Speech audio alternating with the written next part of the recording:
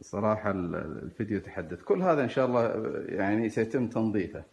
لكن من اللي ينظف المستأجرين هذول أنفسهم؟ من اللي ينظفهم؟ المساند هذه مثبتة في الكنب الخشب. لاحظوا كيف فكوا المساند. يعني كيف سعودي هذا يشيل استراحة أمس؟ هذا كويس ولا ما في كويس؟ ها؟ ما في كويس صح؟ ما في كويس. شوف هذا كله كلام. شوف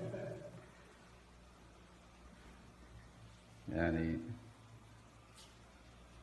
قمة الصراحة النظافة، قمة النظافة في الناس هذول، قمة النظافة.